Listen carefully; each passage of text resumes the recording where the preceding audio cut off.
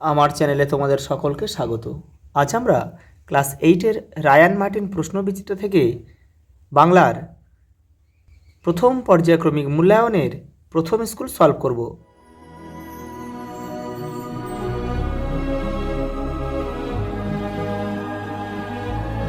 দেখো প্রথম প্রশ্ন, একদা আরব জাতির সহিত সংগ্রাম হয়েছিল মুরদের। অপশান খ আমাদের সঠিক উত্তর।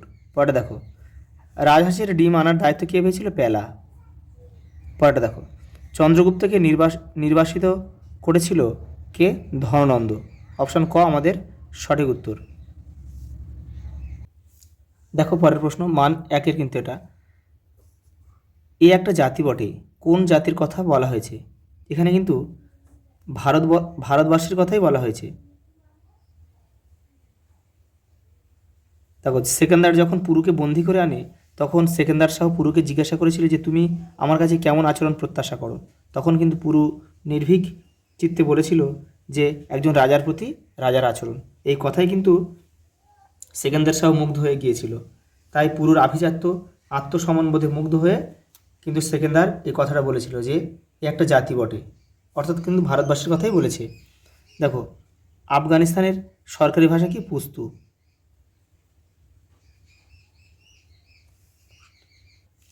তোমরা এটা প তালবসা পড়বে, অর্থাৎ প আমি এখানে আবার লিখে দিচ্ছি, প পস্তু এটা লিখবে, এটা কেটে দাও।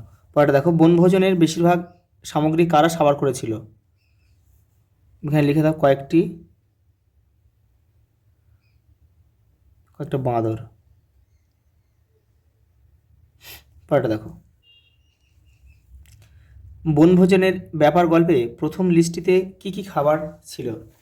দেখো রায়ান মার্টিন 38 নম্বর পেজে রয়েছে, হাবুল সেন বনভোজনের জন্য প্রথমে যে তালিকা দিয়েছিল তাতে পোলাও, ডিমের ডালনা, রুই মাছের কালিয়া, মাংসের কোরমা প্রভৃতি খাবার ছিল।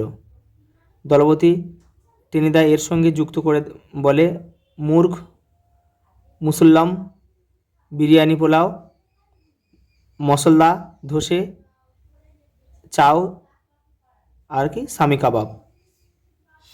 পরেটা দেখো, কে প্রাণভয়ে দ্রুতবেগে পলায়ন করে কোথায় এবং কেন উপস্থিত হয়েছিল? দেখো 15 নম্বর পেজে রয়েছে রায়ান মার্টিন। দেখো এই প্রশ্নের উত্তরটা তোমার লিখলে হয়ে যাবে, তার দিগ্ভ্রমণ জন্মিয়েছিল, এখান থেকে করলে হয়ে যাবে।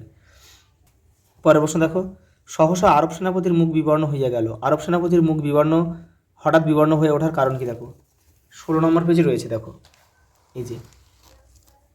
এই দেখো, সহসা আরব সেনাপতির মুখ বিবর্ণ হয়ে গেল, এই যেখান থেকে তোমরা লিখে দেবে, এখান থেকে এটা পুরোটা লিখবে। ওটা দেখো, সংখ্যা যেখানে নেই সেখানে কি হতে পারে? সেখানে হয় জাহাজ ডুবি। পরবাসী কবিতাটি কার লেখা? বিষ্ণু দে। ভাবটা যেন এই বাজে ঘরে আছি নিতান্ত, একটা শূন্যস্থান দিয়েছে, শরীর আমার তাই, এটা হচ্ছে মায়া হবে, মায়ার। পরেটা দেখো, সবুজ জামা আসলে কি? দেখো রায়ান মার্টিন 47 নম্বর পেজে রয়েছে, সবুজ জামা আসলে রাশি রাশি সবুজ পাতার সমন্বয়, যা গাছেরা পরিধান করে থাকায় গাছেদের এত ভালো লাগে। পরের প্রশ্ন দেখো, চিতা চলে গেল।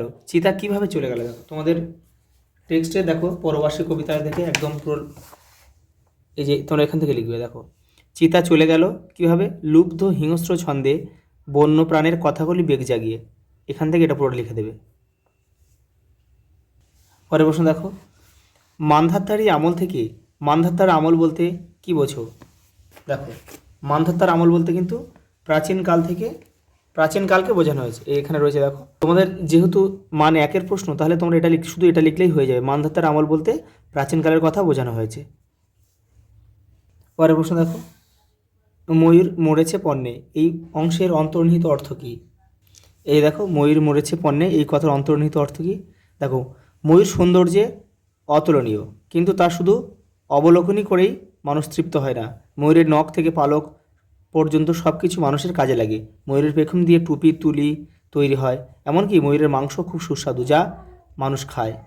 অর্থাৎ ভোগবাদী দুনিয়া ময়ূরের মৃত্যু ঘটিয়ে তাকে পণ্যে পরিণত করেছে।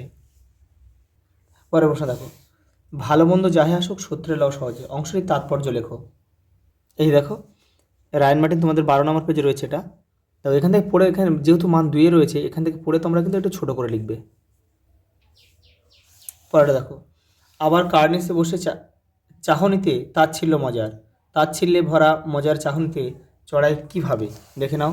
রায়ান মার্টিন দেখো 77 নম্বর পেজে তোমাদের উত্তরটা রয়েছে। দেখো এখান থেকে তোমরা লিখবে, এই যে আবার কার্নিসে বসে চাহনিতে তাচ্ছিল্য মজার, এখান থেকে পুরো লিখে দেবে। পরের প্রশ্ন দেখো, পথের পাঁচালীর প্রশ্ন এগুলো। দেখো অপুর টিনের বাক্সে কী কী ছিল, দেখো রায়ান মার্টিন 235 নম্বর পেজে দেখো উত্তরটা রয়েছে। দেখো এই যে দেখো, অপু টিনের বাক্সে একটি রং ওঠা কাঠের ঘোড়া, একটা টোল খাওয়া টিনের ভেঁপুবাসি, গোটা কত কুড়ি, 2 পয়সার দামের পিস্তল, কতগুলো শুকনো নাটাফল, খান কতক খাপড়ার কুচি ইত্যাদি সম্পত্তি ছিল। পরেটা দেখো, অপু কার পাঠশালায় পড়তে গিয়েছিল, প্রসন্ন গুরুমশাই।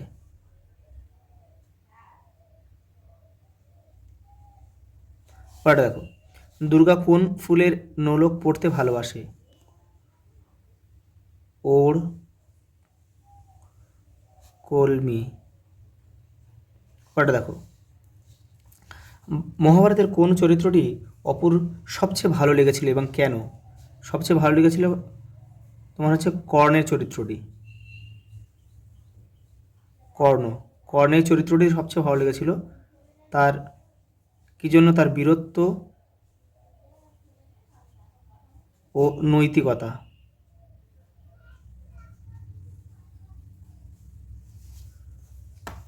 এই দুটোর জন্য কিন্তু কর্ণের চরিত্রটা তার সবচেয়ে বেশি ভালো লেগেছিল। দেখো পরেরটা দেখো, কারা সরস্বতী পূজার বৈকালে গ্রামের বাহিরের মাঠে নীলকণ্ঠ পাখি দেখতে যাচ্ছিল, এটা হবে অপু ও তার বাবা ছিল। অপু, হরিহর ছিল, তার বাবা হরিহর, আর কয়েকজন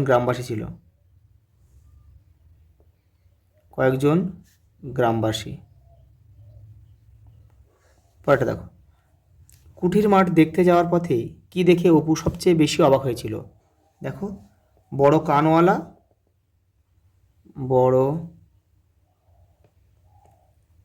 কানওয়ালা খরগোশ।